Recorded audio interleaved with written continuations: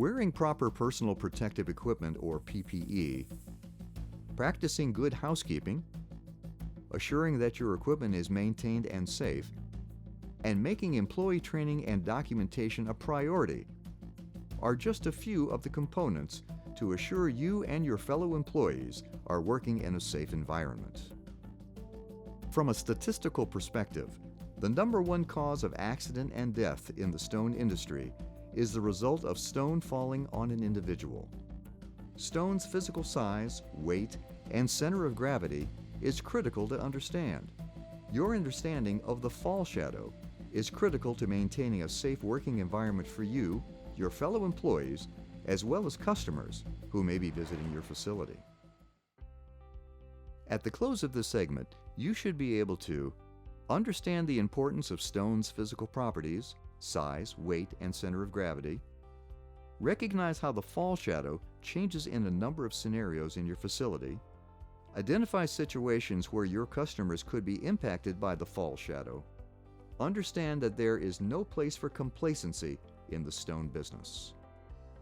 Learning objective #1. Understand the importance of stone's physical properties, size, weight, and center of gravity, as well as weaknesses, fissures, and inherent flaws. Whether you are handling a slab, large format tile, finished cut-to-size pieces of stone, or building stone, let's discuss a few facts. Large pieces of stone, which are often flat and relatively thin, look deceptively light. You see the area, but do not see the volume and/or weight.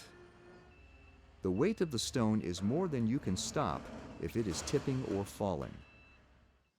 The stone may have weaknesses, fissures, or inherent flaws, which need to be accounted for during the handling process. The #1 rule is to never attempt to stop a stone from falling. The best course of action is to get out of the way. Learning objective #2. Recognize how the fall shadow changes in a number of scenarios in your facility. First, let's describe what the fall shadow is. Quite simply, it is the area that the stone or its debris could go. The fall shadow will be different in different scenarios. Let's show a few examples where the fall shadow or danger zone has an arcing influence. Scenario #1. When the stone is suspended from a clamp, either from a forklift or crane and in close proximity to the ground, the fall shadow is an arcing area as shown by the shaded arcing area in the picture. The key is to always keep your staff at the edge of the stone. The spotter should always maintain a full arm's length distance from the slab when possible and remain in sight of the lift operator. Avoid being in the fall shadow area. Scenario #2. Similar to the first example, let's examine how the danger changes when the stone is moving. The key is to remember that the fall shadow is now a moving target. You must also take into consideration the path that must be traveled. Are there obstacles that might be encountered? Uneven surfaces to drive across? Tight spaces that limit movement? Slippery or unsure footing? Always consider a getaway plan in the event that a slab does fall. Make sure you can get out of the way safely. Scenario #3. The same arcing fall shadow danger exists with a stationary slab stored on A-frames. But now you can implement precautions to prevent stored slabs from accidentally moving or falling. This can be done with straps, clamps, bracing, or other physical restraint systems that can help prevent accidental slab falling. Even with stationary slabs or A-frames, never try to move a slab while standing in front of it. A wedge or pry bar should be used to separate slabs from the side, allowing for placement of a lifting clamp. Before using the wedge or pry bar, be sure to inspect the stone for weaknesses.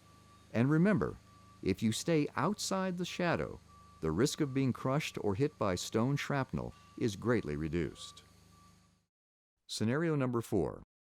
We've been referencing the fall shadow when the danger zone is an arcing area. That changes when the stone is raised to higher heights.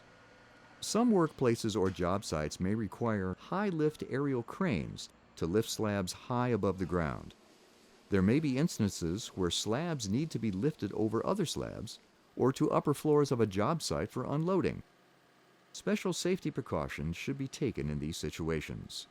The area under the slab and the area around the lifting equipment should be clear of all personnel not assisting with the lift.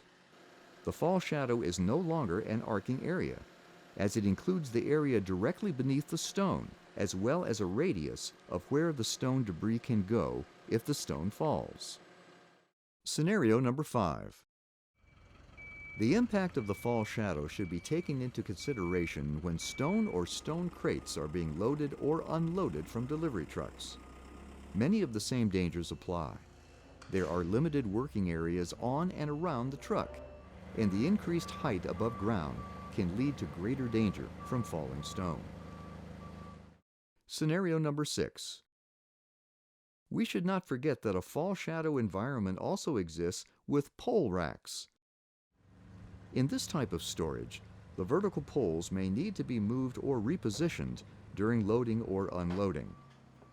Extra poles should always be placed back in the rack for added safety, even when there is no material against them. Employees should never position themselves between slabs stored in pole racks. Special tools may need to be employed so that employees can position and operate the clamp from outside the fall shadow. Scenario number 7. Another extremely hazardous condition can exist if your company stores stone remnants. Remnants, like full slabs, should only be stored on properly rated racks or frames. Remnants improperly stored against a wall can be dangerous. Remnants are often stacked up against the wall. The more you add, the more the angle keeps growing, until the pile begins to slip and the cascading stones crush some unsuspecting person working the pile or just simply walking by. Learning objective number 3. Identify situations where your customers could be impacted by the fall shadow. In each of the situations we just outlined, you can immediately see the added danger when customers are present. Never leave them alone, and exercise great caution when they're present when stone is being moved. Learning objective number 4. Understand that there is no place for complacency in the stone business. Finally, and this may be the most important factor of all to remember, leave complacency at the doorstep when you come to work, regardless of how many years you have been in the business. As the old saying goes, you never want to be between a rock and a hard place. Your understanding of the fall shadow will help avoid the most dangerous activity in our industry, moving product. Also, explore innovations offered by the equipment and tooling manufacturers. This is another area in which you do not want to become complacent. Often, their new products offer safety enhancements you can introduce to your team. Stay alert. Stay alive.